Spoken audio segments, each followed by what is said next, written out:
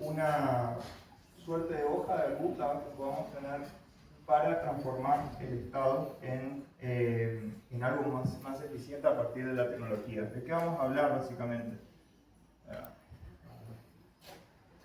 Principalmente acerca de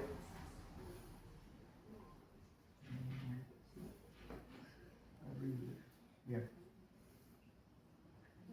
¿Qué es lo que yo vi, digamos, en mi experiencia, que por ahí me ha tocado trabajar en algunos ámbitos, principalmente cuando me tocó trabajar en el sector público? Muchas veces lo que vi es que estamos como inmersos en una gestión de bombero, es decir, estamos todo el tiempo apagando la urgencia. Y pasa también en las empresas, no es una cuestión solo del ámbito público, en las pymes también sucede mucho, que estamos siempre apagando incendios, y uno cuando pregunta, bueno, ¿cuál es el plan? ¿Cuáles son las metas? ¿Cuáles son tus objetivos generales, objetivos específicos que tiene cualquier proyecto? Y entra en una nebulosa por ahí la persona que está a cargo de una cartera o está incluso frente a una pyme, cuando nunca se lo preguntó, tipo, empezó a trabajar y el negocio funcionó, contrataron empleados, la cosa creció. O pum, nos eligieron para un cargo electivo y resulta que, no teníamos realmente un plan. Queríamos gobernar y luego llegamos y ahora qué mejor, ¿sí? Esa fue mi sensación de algunos lugares en donde me tocó trabajar. ¿Por qué en su momento voté, por ejemplo, a Milei? Porque el tipo decía, yo tengo un ministerio trabajando en las sombras. Y dije, ok, esto es distinto, nunca escuché esto.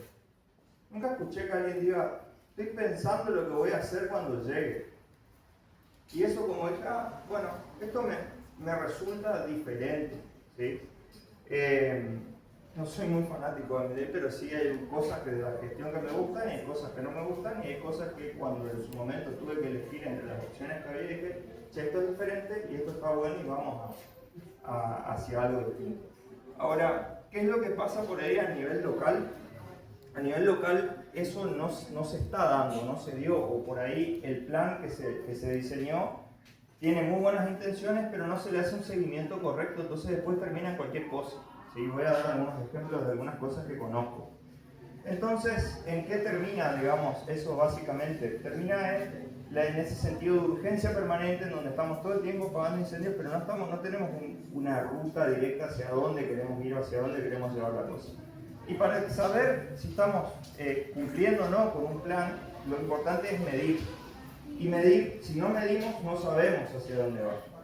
¿Y qué es lo que eso termina sucediendo, digamos? Que empezamos con proyectos disparatados y locos, empezamos a meter al Estado en cosas en donde no corresponden, ¿sí? Ejemplo así más concreto que les puedo dar, que conozco, es las empresas públicas de Chaco, ¿sí? ¿Cuál ustedes creen que es una de las empresas más ineficientes que existen hoy en Chaco?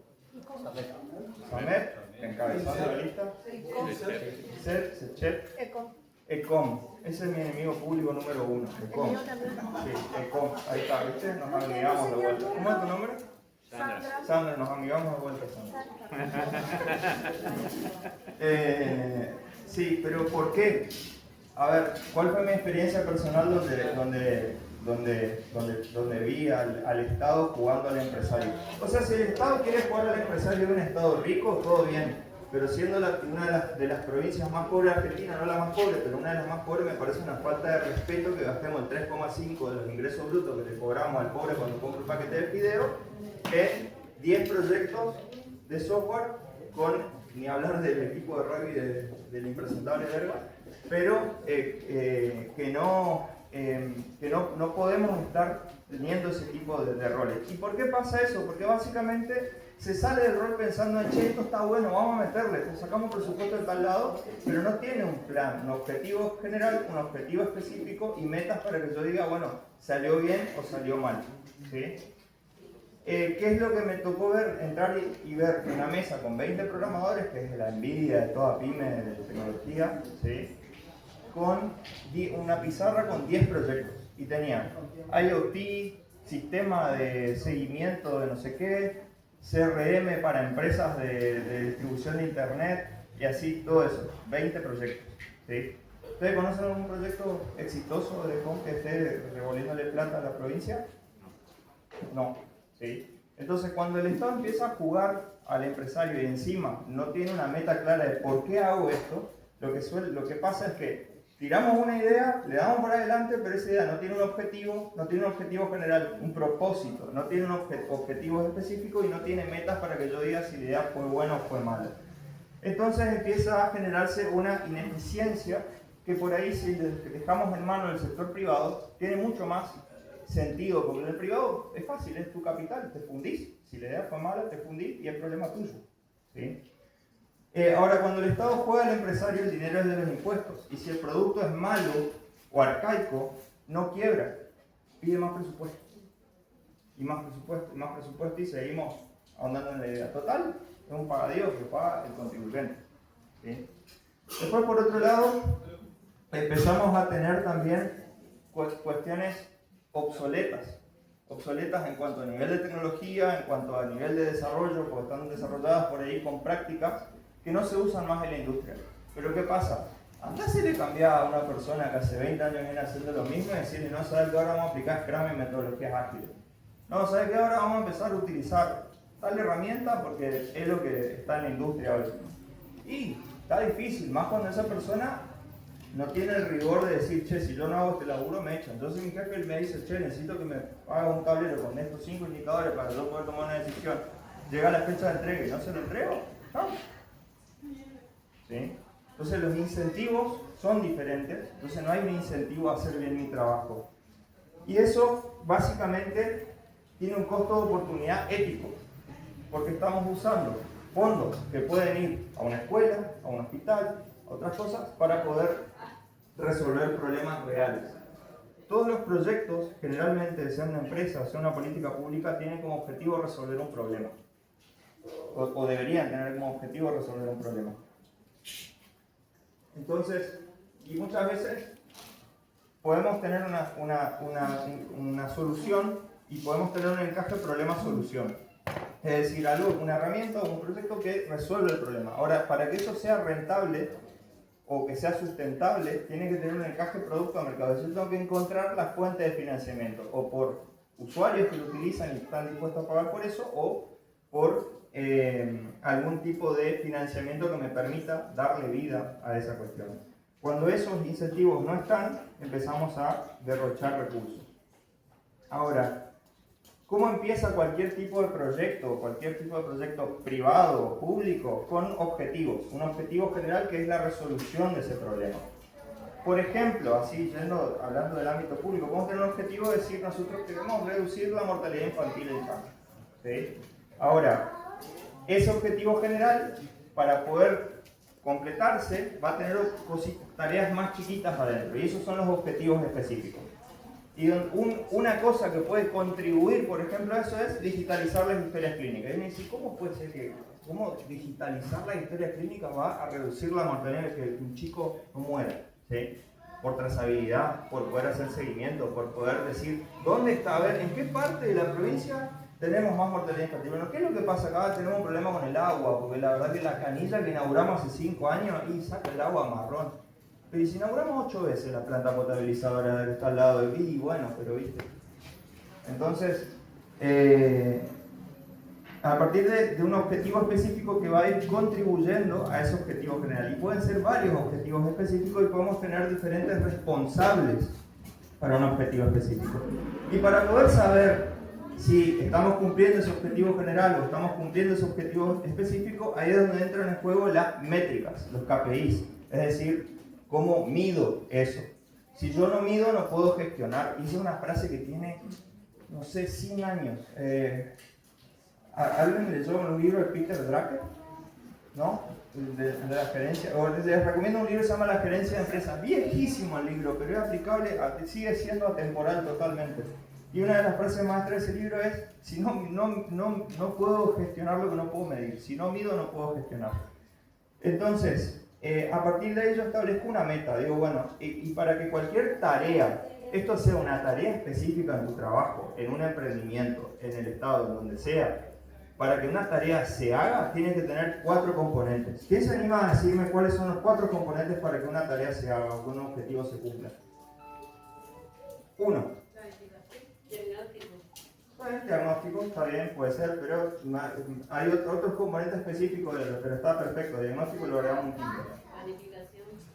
Sí, pero yo digo 4 componentes que tenga una tarea para que se haga. ¿Cómo? ¿El de la poda? ¿El de la poda o el de la textil? Ahí. Primero tenés que detectar el problema, después tenés que... Sí, a ver, es más a la granularidad de una tarea, ¿sí? Para que una tarea se haga en el trabajo o en una institución, tiene que tener 4 cosas bien claras. La primera tiene que ser una acción, tiene que ser un verbo que esté terminado en ar, er, ir, hacer, redactar, presentar, terminar.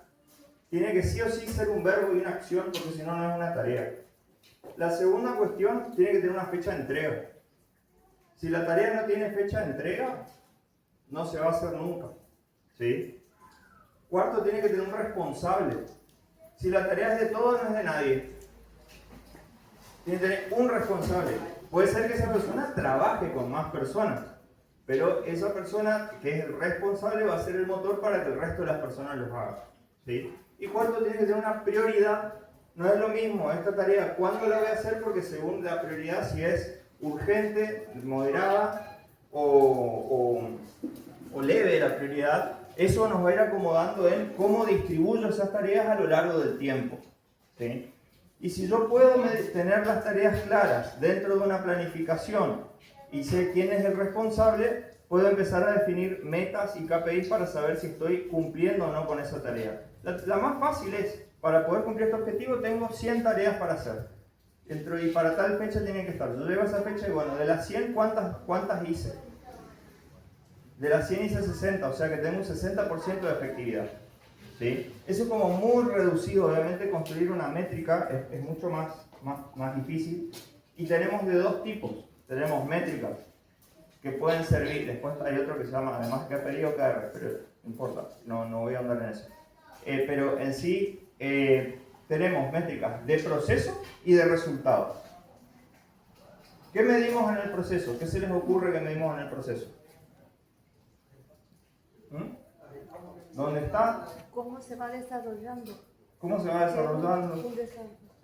Desarrollo, nosotros en educación le decimos desarrollo diacrónico y desarrollo sincrónico, porque evaluamos desde lo que es el startup, o sea, la largada hasta la llegada, desde el lanzamiento hasta la evaluación final, y a su vez con evaluaciones intermedias que me van dando a mí el resultado de lo que va surgiendo bien y de lo que podemos mejorar o cambiar. Por ahí estás hablando de los 2 conceptos. Sí. Con una manera, lo que estás mencionando son ahí tenés dos tipos de métricas. Una es de resultados. Es decir, ¿qué logré cambiar? ¿Sí? Yo reduje o no la mortalidad infantil en un cuánto por ciento. ¿Sí? Después, si yo quiero medir procesos, ¿sí? Lo que voy a medir es la eficiencia de mi equipo. ¿En cuánto tiempo logré esto? ¿Cuántos expedientes logré meter para determinada cuestión? Tengo que hacer un relevamiento de 600.000 chicos. Trabajar con personas. En los 15 días, ¿cuánto tiempo, cuántas personas metimos en este plazo de tiempo? Y eso medimos eficiencia. Es decir, son para medir procesos específicamente. Y después tenés métricas de resultados. Son 2 cuestiones diferentes. Esto es muy básico, pero les puedo asegurar que muchos funcionarios que toman decisiones que afectan a nuestra vida, que no miden. Bueno, ahora, ¿qué pasa? Cuando uno empieza a medir, para poder medir, ¿qué necesita? La información. Datos. Como decía Milton Friedman, primero los datos. ¿Sí? Primero los datos. ¿Y cuál es el problema? Si los datos están manipulados, tenemos un problema. ¿Sí? Y a esta altura del partido, que no podamos tener herramientas para poder... vamos a poner, así se puede ver mejor. Un poco largo.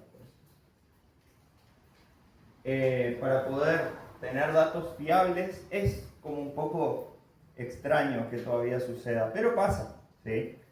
A ver, una de las cuestiones de que uno cuando va a empezar a gestionar o va a empezar a tener una posición en la cual tiene que tomar decisiones, necesita de datos. Y esos datos tienen que ser fiables. Si yo tengo como fuente de datos una serie de planillas que me la completan personas, es más, y que no tienen validaciones y demás, es más difícil que tu dato llegue bien o que tu dato no sea alterado en el medio, ¿sí?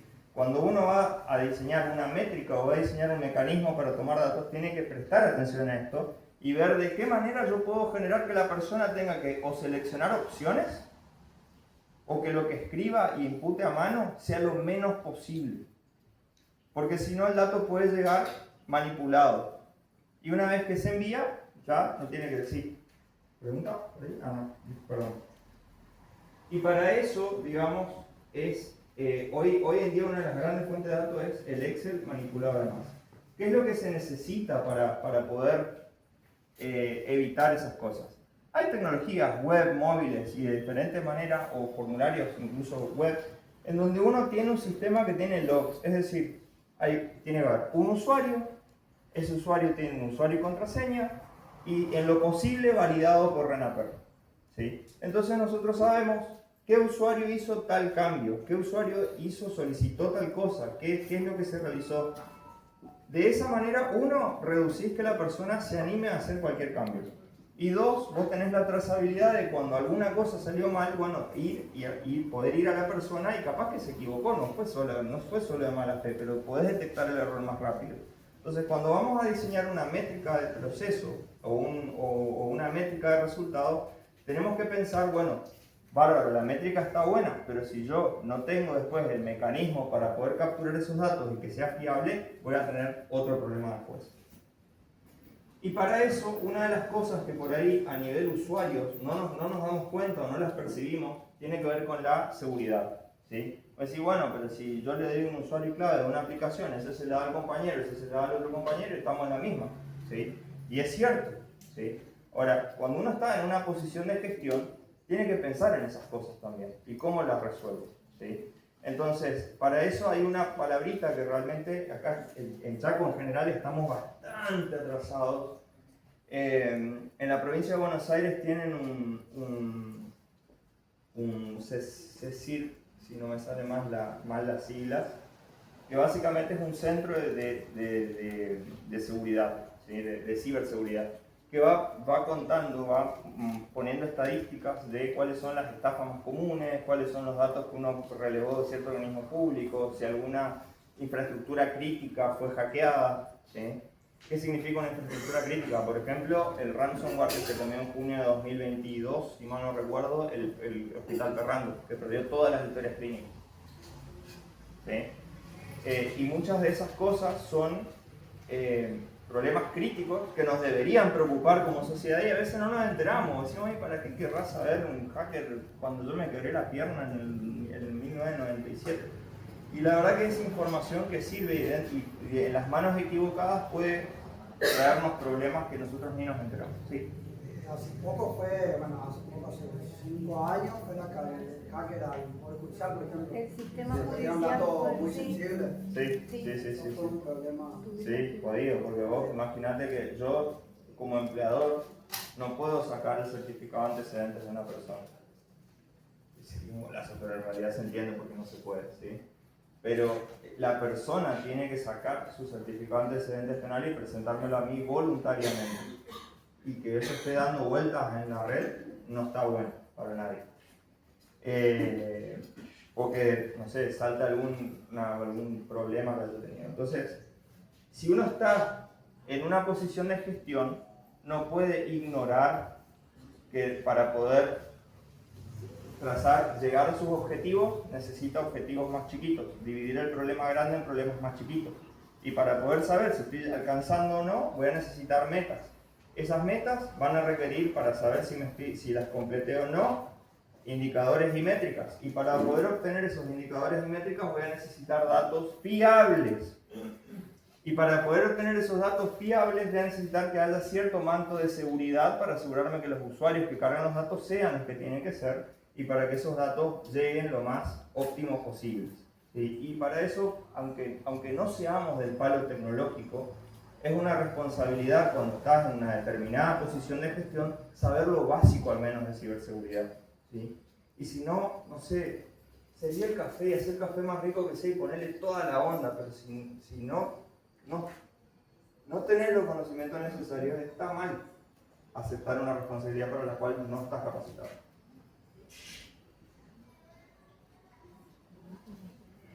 Bien, ahora, otro problema cuando necesitamos los datos tiene que ver con la conectividad. Y ahí hay una contradicción muy grande en Chaco, que tenemos una empresa total de fibra óptica y tenemos conectividad pésima en todas las provincias, en escuelas y hospitales principalmente, que puede ser el punto de acceso a muchas personas para que se formen incluso de manera autodidacta. No lo voy a nombrar por una persona, pero conozco una persona que era el Laguna Nainec de Formosa, que gracias al internet que tenía en la biblioteca de su pueblo pudo formarse en programación y estar en una posición muy alta en una multinacional y está viviendo ahora en Chile. Ese nivel de acceso para las personas a la tecnología, a la información, que puedan tener, ese nivel de acceso abre oportunidades para aquellos que tienen la perseverancia suficiente para poder superarse y salir adelante a pesar de las adversidades. Y en eso la tecnología tiene un rol central.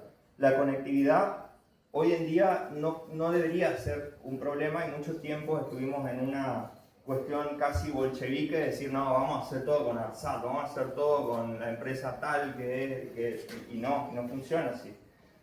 Hoy, gracias a tecnologías satelitales, que Starlink como marca hoy más reconocida, digamos, pero a partir de ahí empezaron a surgir otras. Y hay otras empresas. Starlink es por ahí la más conocida por el nivel de prensa, pero hay un montón de empresas que brindan servicios similares y que hoy en día pueden acceder y pueden ingresar y a través de ese tipo de conectividad es más rápido. Ahora, si uno necesita los datos y todo lo que hablamos anteriormente y dice, che, pero no tengo red, no tengo conectividad, tiene que ser una preocupación para el que gestione.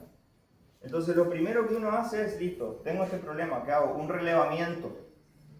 Y a partir de ese relevamiento digo, necesito un objetivo. Mi objetivo va a ser tener la conectividad para obtener los datos para saber si puedo llegar a cumplir con el objetivo que me tracé.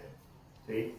Y ese relevamiento es tanto a nivel conectividad hacia afuera, es decir, desde la puerta de mi casa para afuera, che, ¿acá pasa fibra óptica? No pasa. Bueno, acá entonces necesitan antenas satelitales, porque acá no pasa fibra óptica. Y hacia adentro es, che, ¿cuántas computadoras son? Nada, son 2 computadoras con un modem, estamos, listo. Ahora son 2 computadoras con un modem, estamos. Che, no, son 20 computadoras porque es un hospital. Ah, entonces necesitamos, ¿qué tipo de computadora necesitamos? Mira, no tú no podemos poner pues se la chorea. Ah, bueno, le vamos a poner PC de escritorio, listo. Pongamos PC de escritorio, pero necesitamos adentro tener entonces y te da vuelta y le decía a la persona que sabe, che, para un hospital con 20 computadoras, ¿qué necesito? Uno no puede saber todo, ¿sí? No todos somos técnicos en informática. Pero decir, ¿qué necesito para que esto funcione? No, mirá, necesitas un patch con 20 cables UTP, necesitas un access point, necesitas esto, lo otro, y necesitas que esté dividida la señal de Wi-Fi, una pública para la gente que va al hospital, y ahí ya le pones un portal cautivo para tomarle los datos cuando se quieren conectar al hospital. Le pide ciertos datos para vos saber quién era la persona que estaba ahí, ¿sí? Y lo trasteás por el email del celular inclusive. Un poco invasivo en cuanto a la privacidad, pero en ámbitos, en estructuras críticas como un hospital, está bueno que sepas quién fue, ¿sí? Entonces, a partir de ahí vos tenés una problemática que sí, bueno, ¿cómo la resuelvo? ¿Sí? Y en cualquier problema que tengamos, vamos a tener varios objetivos específicos y una métrica para poder medirlos. Ahora, la conectividad para poder tomar datos es una tecnología básica. Es casi como no tener agua o no tener internet. ¿Sí? Obviamente, si no tenés internet no te vas a morir, pero como que es diferente con el agua. Pero realmente se hizo una necesidad tan grande, que es necesaria tanto a nivel formativo como también a nivel de gestión. Ahora, hago como un punteo de frases, ¿sí? Y si alguno se ofende, créanme, en el fondo del alma no me interesa. Pero la idea es un poco sacudir esa cuestión también. Pero realmente gobernar sin datos es como pilotar un avión a ciegas. Tarde o temprano te vas a chocar con la realidad. Tarde o temprano vas a tener un quilombo o vas a tener una crisis que te va a poner en evidencia que vos no estás gestionando en base a información y datos. En segundo lugar, la tecnología ya no es un lujo, es una herramienta para que el dinero y los impuestos no se pierdan en el camino. Si nosotros tenemos una buena infraestructura tecnológica, podemos medir, podemos trazar, podemos tener información para saber cómo estamos usando los recursos y si estamos haciendo bien las cosas. Y si estamos haciendo mal, pivotamos, porque somos humanos, nos podemos equivocar. Lo malo, y que eso también es muy humano, es insistir en el error. Y estamos en un país que votamos, ¿cuánto? 70 años de peronismo. Imagínense si no aprendimos lo que es insistir en el error. En una provincia estamos 16 años, pero tuvimos personas así. Bien. Bueno, y por otro lado, y esto es acá donde se puede enojar a alguien, y créanme realmente que no me importa desde lo más profundo de mi ser. Un funcionario que no entienda ofimática básica en el año 2026 es un analfabeto funcional para el cargo. No tiene por qué ocupar ese cargo. No me enojo, te aplaudo. No me enojo, te aplaudo. Directamente. ¿Sí? Es una obligación. Y cuando me dicen, no, pero yo no sé, yo no uso... Mi abuela tiene 87 años. Fue directora de biblioteca, profesora de bibliotecología. Ella vendía sus perros ovejeros alemanes por Facebook. Y hoy en día está usando cloud para dar clases. Aprendió a usar inteligencia artificial. Y escribe así, ¿no? Es desesperante, te juro, es desesperante verlo escribir. Pero lo hizo. ¿Y por qué? Es una iluminada, ¿no? Voluntad y ganas de aprender. La tecnología tiene que ser está siendo cada vez más fácil. Y por otro lado, la modernización no es comprar computadoras nuevas. No es que, porque yo compré todo computadora nueva, le di un montón de tablas a los pibes, vamos a usar bien la tecnología. No, porque capaz que yo le di una tabla a cada pibe y los pibes así están mirando videos en YouTube todo el día. Y hay que aprender un carajo, pero tienen la tablet. ¿Sí? Entonces la modernización no es solo comprar computadoras nuevas, es cambiar el proceso mental de cómo se ejerce el poder, de cómo mido, de cómo voy a trabajar con esa tecnología.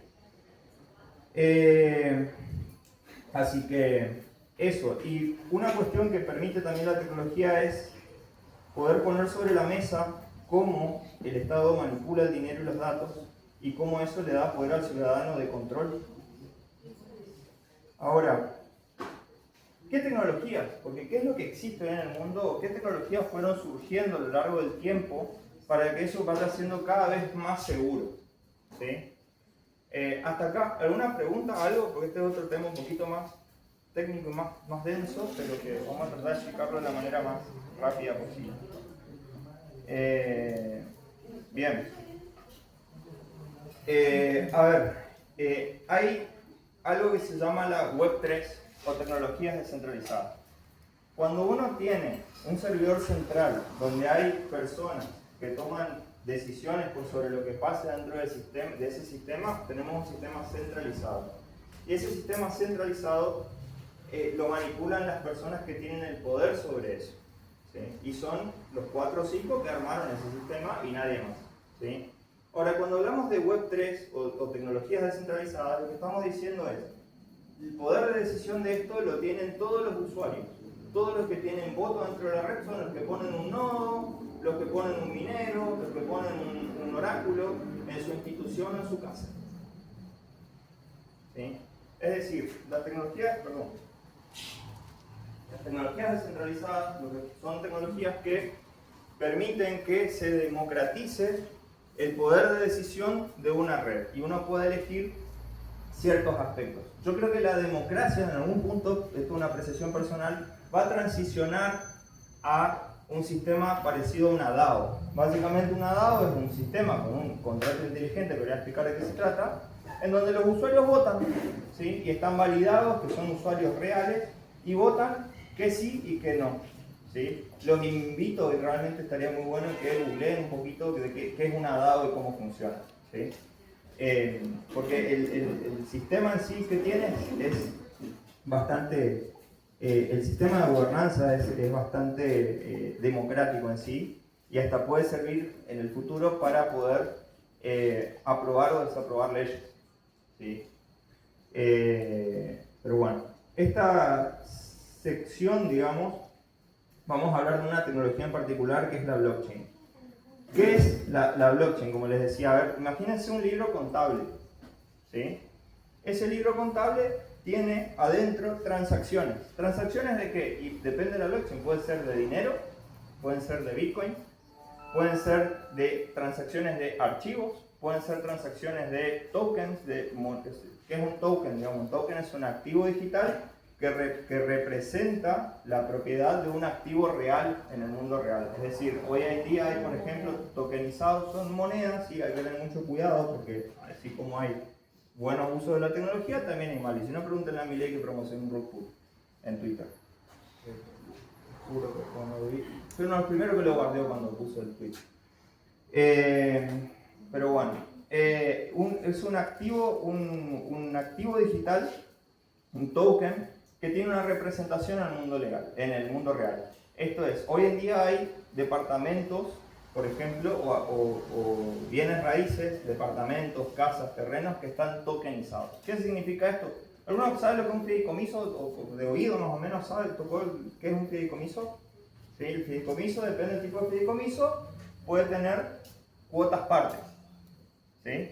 Y esas cuotas partes te dan participaciones dentro de un proyecto. Bueno, el token funciona de manera muy similar, ¿sí? Nada más que en vez de tener un papel del fideicomiso metido en el escribano y tal, es un token que está guardado en una blockchain. Y ahí dice las reglas, en la blockchain dice las reglas en las cuales se acuñó ese token.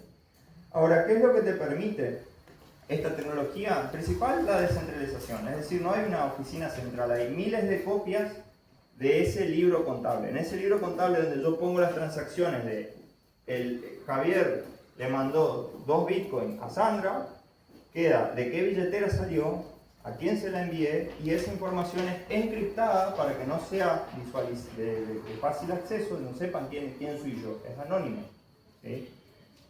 Queda el registro y ese registro tiene la particularidad de que es inmutable, no se puede cambiar. Para poder romper eso, ¿por qué? Porque cada hoja de ese libro contable se cierra en un bloque de transacciones.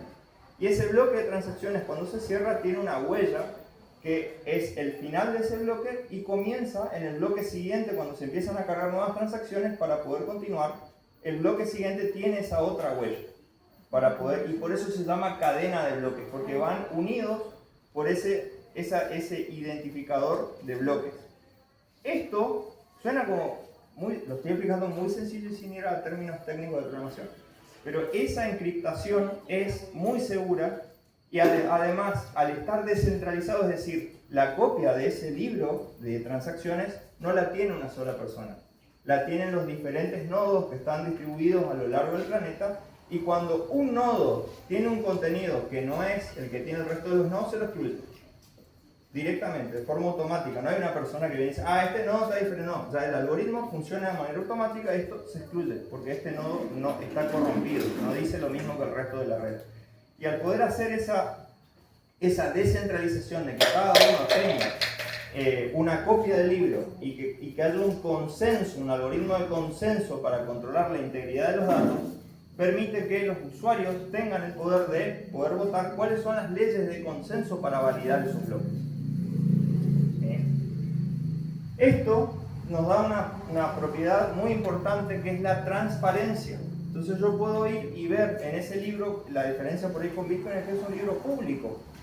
Yo puedo ir y ver que de la billetera tal salió tantos Bitcoin tal día y este es el número de transacción a la billetera B. Ahora, ¿de quién es la billetera A y la billetera B? No sé. Pero esa transacción existió y esa transacción no se puede modificar.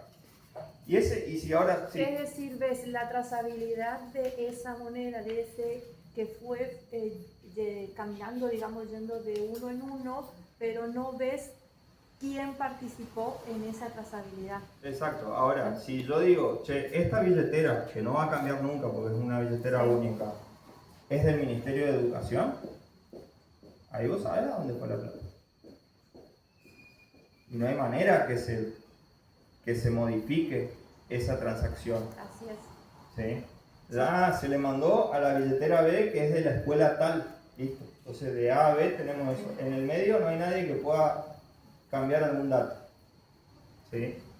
Porque la arquitectura del sistema no lo permite directamente. ¿Sí? Y ahí entran en Estoy juego... haciendo trampita. No se puede justamente, porque ahí entran en juego una cosa que permite esta tecnología, que son los smart contracts, los contratos inteligentes. Los contratos inteligentes no son otra cosa que programas de computación, software de computación, que tienen ciertas instrucciones. Por ejemplo, yo siempre doy el ejemplo de los escrow de pagos. El escrow de pagos lo que dice es, yo tengo un smart contract que tiene una billetera que tiene asociadas dos billeteras, de la persona A y de la persona B. ¿Sí? Entonces, ¿qué dice el smart contract? Yo cuando le paso a la persona A, le voy a enviar dinero a la persona A. ¿Sí? Bueno, lo mando a esa tesorería que está en el smart contract y la persona B tiene que decir, ya le envié este bien a A, me tenés que habilitar los fondos. Cuando la persona A dice, sí, recibí lo que me tenía que mandar la persona B, ahí recién el smart contract hace la transferencia. Y eso está en un determinado plazo de tiempo. ¿Dónde pueden ver este ejemplo muy simple, digamos, en el mercado P2P, en las billeteras virtuales como Binance o algunas otras? ¿Sí? Que es básicamente donde yo compro criptomonedas o compro monedas estables y yo pongo eso en un smart contract de Binance y cuando la persona dice, sí, recibí tu transferencia, porque a veces compramos con pesos, ¿sí? Vos mandás a recibir la transferencia y se te liberan los fondos. Si hay algún problema en el medio, el smart contract le devuelve la plata a los dos y listo. Y no pasó nada, todo pelota.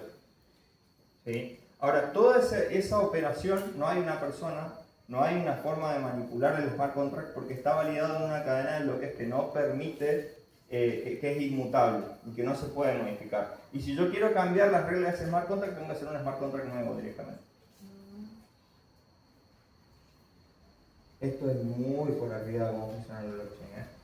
Ahora, suena como muy utópico, ¿no? Así, bueno, tenemos una forma hoy de bases de datos descentralizadas que es inmutable, que es segura y que nos permitiría tener la trazabilidad de las cosas. A ver, ¿y quién usa esto? Sí, bueno, es todo muy lindo y se usa en la vida real. ¿Quién lo usa? Bueno, hay lugares. Creo que uno de mis lugares favoritos, que todavía no tengo el placer de conocer, pero que me gustaría ir, y seguro que voy a ir a ser un lugar aburrido, feo, pero igual quiero ir a conocer cómo se gestó, porque por una cuestión de conocer la cultura, es decir, wow, tipo, esta sociedad llegó a un nivel cultural en donde le dio importancia a la descentralización y al tiempo humano de las personas. Que dijo, a usted le gusta estar una hora haciendo un trámite. ¿Sí? O está completando el mismo formulario para 2 o 3 entes de la misma vez. No tenemos ganas de hacer eso. ¿Sí? Ahora, Estonia es el país más digital del mundo. Usan la blockchain para lo que es la identidad digital, registro de salud, y el ciudadano es dueño de sus datos. Sus datos están en un token que representa a esa persona. Y esa persona elige con qué entidades comparte sus datos. Y no solo eso, sino que también queda registrado a quién autoriza y qué datos se pueden cargar de esa persona. Y fueron un pasito más allá. Todo eso está interconectado. O sea, todas las áreas del Estado tienen la misma información, los mismos datos, porque es una única identidad digital. Entonces, cualquier cosa que uno quiera acceder desde cualquier organismo del Estado para hacer cualquier tipo de gestión, primero que lo autoriza el usuario. Segundo, que no tenés que mandar, no sé, la famosa fotocopia del DNI. Yo te juro que hay un monstruo que come fotocopias de documentos. Yo no puedo creer que en todos los lugares donde se quiera una fotocopia de documentos realmente la necesitan. Existe algo que se come esa cosa y por eso la piden y le dan de comer. Pero en sí, hoy no lo piden tanto. Pero realmente es un caso muy particular y fueron tan generosos el pueblo de Estonia, que hicieron esto open source. ¿Qué significa open source? No voy a hablar más porque siempre hablo yo. No, está bien. es de código abierto, es decir, que está gratis para que cualquiera se lo descargue y lo use. Se lo descargue, tenés una documentación que te explica cómo funciona y lo usas y lo implementás. Es amigable. Depende. Más o menos, pero sí. Requiere cierto nivel técnico porque es una implementación.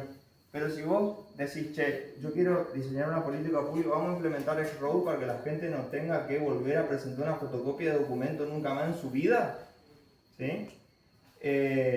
Bueno, es agarrar 10 talentos, decir, chicos, tienen 6 meses para leer toda esta documentación y empecemos por tal y tal y tal proyecto y arranquemos de a poquito, porque nunca puedes hacer un proyecto grande. Ahora vamos a hablar un poquito de eso. Sí. ¿Cómo identificas a cada persona? ¿Con una clave? Por registros biométricos. El registro biométrico. Registros biométricos. Tu huella digital, tu iris, por eso es re loco cuando hay gente que le dio su iris a WorldCoin, tipo, wow, eso es muy loco. Hacía falta igual esas personas, porque para que esa tecnología se pruebe, hacía falta esas personas. Porque vamos a ir hacia un mundo donde, creo yo, donde la privacidad de los datos sea un derecho humano. Ah, sí, eso sí. Sea un derecho humano, literal. Entonces, esos datos biométricos son importantes que no se los demos a cualquiera. ¿Sí? Bueno, en Georgia, que es un chiquitito, es una isla, implementaron blockchain pura y exclusivamente para el registro de propiedad. Entonces vos tenés un registro público, che, ¿de quién es esta casa? Y si yo lo autorizo, puedo entrar y ver, o decir, este registro está en nombre de tal. ¿Sí? O podemos saber exactamente cuáles son los lotes que están disponibles y toda esa información queda guardada en una cadena que no se puede manipular desde adentro. ¿Sí? Que no puede haber un usuario que pueda maliciosamente hacer algún cambio. Y es importante porque eso convierte los títulos de propiedad, que son cosas súper importantes y que es el alma del capitalismo moderno, la propiedad privada, en un registro inviolable. Por otro lado, y esto sería hermoso que se haga en Argentina algún día, las licitaciones por smart contracts. Es decir, yo publico cuál es lo que necesito y vos cargas los datos de cuáles son tu propuesta, tu oferta. Y que el smart contract elija cuál es la mejor propuesta. En base a parámetros claros y se elija y sea todo eso público. ¿Sí? Y que no haya nadie que pueda elegir, pero che, este tiene un poquito más caro, pero saque el sobrino de lugar. Ahí se termina el curro de la obra pública. Sí, no sé si va a terminar un día, pero sí. O ayuda, contribuiría, no sé si lo va a resolver de fondo, pero contribuye. O sea, la tecnología contribuye a que las cosas sean más transparentes y más eficientes. ¿Sí? Bien. Ahora, un caso emblemático de la tecnología blockchain es Bitcoin. Y Bitcoin es otra cosa que dinero digital. ¿Qué es el dinero? Un instrumento de cambio. Un instrumento de cambio, exacto. ¿Sí? Es decir, yo lo que hago es transferir valor, ya sea un producto o un servicio, a cambio de eso. Y como era el dinero empezó como el salario en una bolsa de sal, así, tomamos acá la sal. ¿Sí? O antes había trueque, cambiamos vaca por 20 gallinas, o te cambio de toneladas de soja por 200 vacas. Y esas transacciones eran muy difíciles de hacer. Che, pero las 200 vacas que vos me diste, 100 eran flacas, no me sirve eso. Y empezaban a haber problemas, entonces ahí se empezó a crear el dinero fiduciario.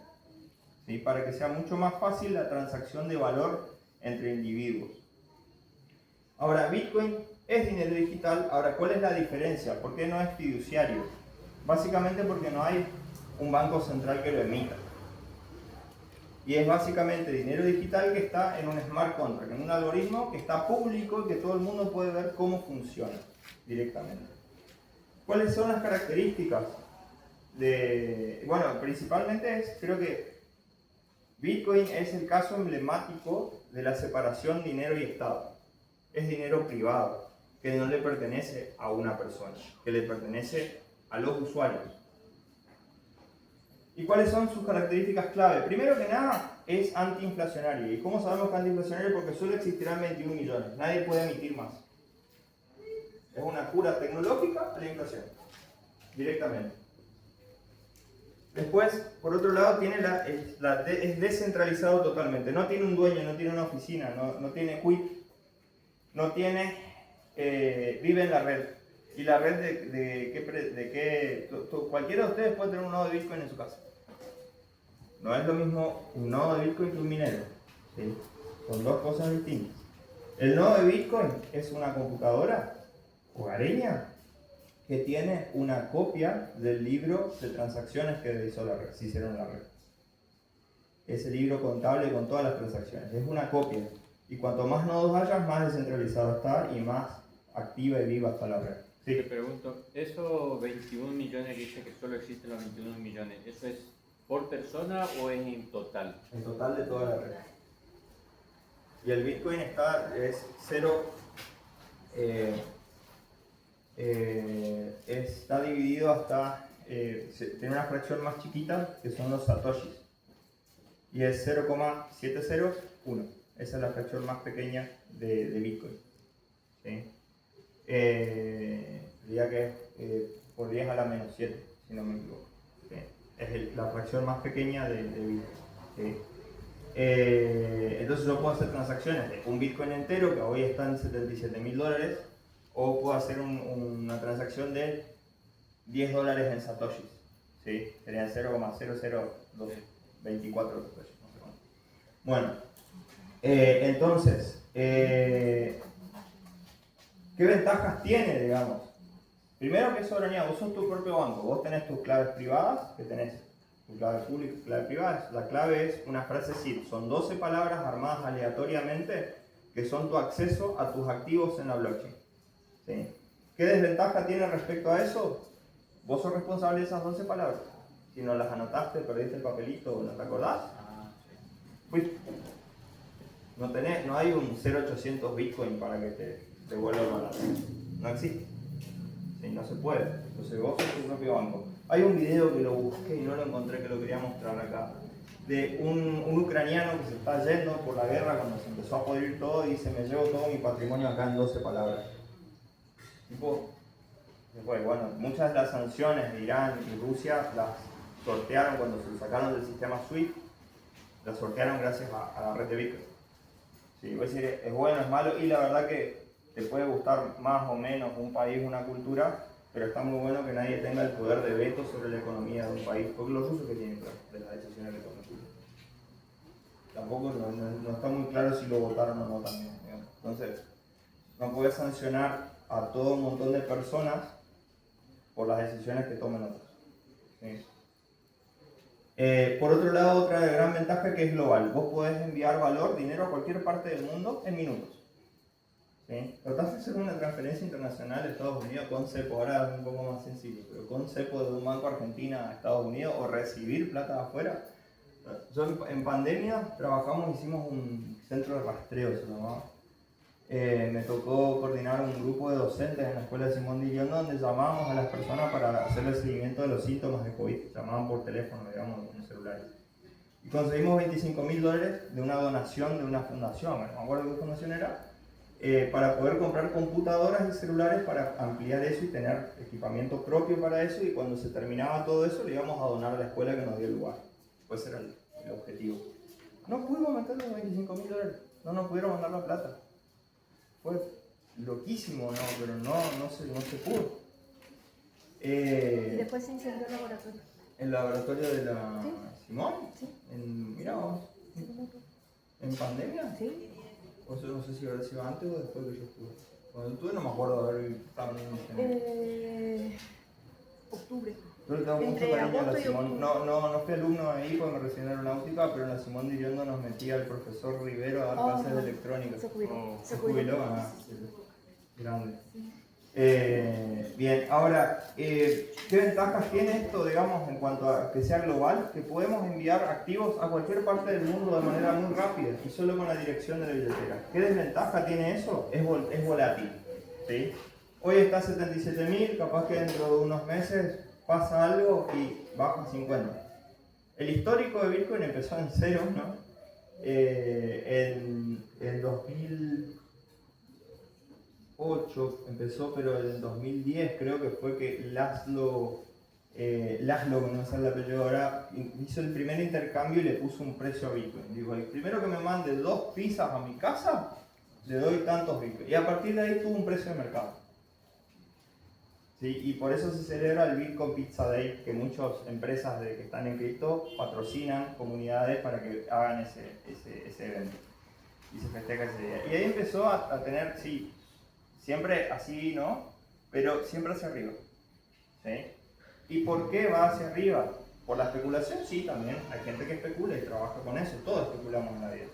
Pero también porque hay mayor adopción, porque hay cada vez más personas que dicen, che, esto es un activo que está bueno. Esto es algo que realmente le da poder a los usuarios y nos va a permitir trascender por encima de las decisiones de los burócratas. Devolverle el poder al ciudadano y al usuario. Ahora, otra gran ventaja de la red de Bitcoin son los bajos costos. ¿Sí? Uno nunca sabe base a qué criterio Western Union o muchas de esas empresas ponen una comisión y te sale carísimo mandar plata de un país a otro. ¿Sí? Eso también es una solución Bitcoin, pero tiene como desventaja que requiere aprender a usarlo. ¿Sí? Requiere aprender qué es una wallet, requiere aprender qué es la frase seed. Si yo quiero usar una billetera fría, que es decir, una billetera donde yo soy el dueño de los activos y no hay nadie que los pueda tocar, o si quiero usar un exchange privado como Binance, otras empresas que son centralizadas, es decir, ahí sí hay un soporte para la mano. Pero vos no sos tu propio banco, ellos son tu banco. Y lo único que cambia es que en vez de estar guardando dinero fiat, guardan cripto. Ahora, ¿por qué Bitcoin nos da más libertad? Primero porque es una solución a la inflación. No hay un burócrata que diga, vamos a emitir más pesos porque tenemos que pagar el conectar igualdad. ¿Sí? Entonces vamos a darle a la maquinita y que esa oferta no sea una oferta en base a la necesidad, a una demanda. En segundo lugar, nos da autonomía financiera. El banco no depende, el usuario no depende del banco, o que si el sistema se cae o no. El capital está en tus 12 palabras en tu cabeza, o en tu billetera, o en tu celular, o hay otro tipo de billetera que es como un pendrive, ¿sí? No son un pendrive técnicamente, pero parecido. Y que te da privacidad ante las CBDCs. ¿Qué son las CBDCs? Eso muy probablemente este año o el año que viene empieza a hablarse de eso en Argentina. ¿Escucharon hablar qué es una CBDC? ¿Escucharon hablar qué es una stablecoin? USDT, USDC, dólar digital. ¿Dólar digital? Sí, algo. Algo. Bueno, básicamente son el dólar digital, un token que está respaldado por un dólar, que alguien lo tiene en su bóveda. Hay dos empresas que son las más grandes, hay tres también en Argentina. USDT, que es de Tether, USDC, que es de Coinbase, y DOC, que es Dollar On Chain, que es de una empresa argentina que se llama Money On Chain. Y básicamente lo que tienen estas empresas es, yo emito un token que tiene un valor de $1, y por cada token que yo emito tengo en la bóveda X cantidad de activos. ¿Sí? Tether es el más grande, tiene alrededor de 50.000 millones de dólares guardados en el banco, que uno si quiere retirar su Tether lo hace directamente y tiene ese respaldo. ¿Sí? Ahora, como dijimos, el dinero es una tecnología para intercambiar valor. ¿Sí? No hay nada que impida que el gobierno diga, yo también, así como Tether, voy a sacar un token que va a tener un respaldo en esto y voy a emitir mi CBDC. Básicamente es la respuesta del Estado de tener una moneda digital respaldada en lo que tenga de activos en el Banco Central. ¿Sí? Si hay algún especialista en economía en la sala, me disculpa si es alguna burrada, me corrige también. ¿Sí? Pero en principio es eso. Yo creo que sería sano igual que haya. O sea, a ver, otra de las cosas por la cual yo voté a Milei en su momento fue por el tema de la competencia de monedas. ¿Sí? Es decir, nosotros deberíamos poder elegir en qué activo queremos cobrar. ¿Sí? Y eso la blockchain en particular es un antídoto contra la corrupción y nos permite también tener más libertad y más poder de decisión al usuario, ¿sí? Por ejemplo, un ejemplo concreto sobre eso. ¿Qué pasó en El Salvador a partir de la presidencia de Bukele? Que ahora han escuchado que pasó con Bitcoin. Lo convirtieron en moneda de curso legal. ¿Qué significa que sea una moneda de curso legal? Todos pueden cobrar, pero nadie me puede rechazar tampoco si yo te quiero pagar en Bitcoin. Bueno, que si, no, yo no acepto Bitcoin. O yo quiero pagar mis impuestos en Bitcoin. El Estado no me puede decir, no, yo no acepto Bitcoin. No, digo, de curso legal, amigo, toma, hasta mi Bitcoin. ¿Sí? Esa es la diferencia. Entonces, en ese aspecto, que sea una moneda de curso legal permite que sí o sí las personas tengan una mayor adopción, ¿sí? ¿Qué es lo que salió mal? Y que eso por ahí va a ser diferente, puede ser diferente si pasa una cosa así en Argentina. Ellos estaban dolarizados, no tenían problema de inflación, ¿sí? No querían como sacarse los pesos de encima, porque tenían dólares directamente. Ahora, en nuestro caso está bueno poder elegir, che, ¿en qué quiero ganar? ¿O en qué quiero pagar? ¿En qué quiero transaccionar? ¿Sí? Todavía no sucede, espero que se cumpla en algún momento eso. Y realmente es un escudo contra la inflación. Bueno, ¿hacemos un break y para el último tema? Sí.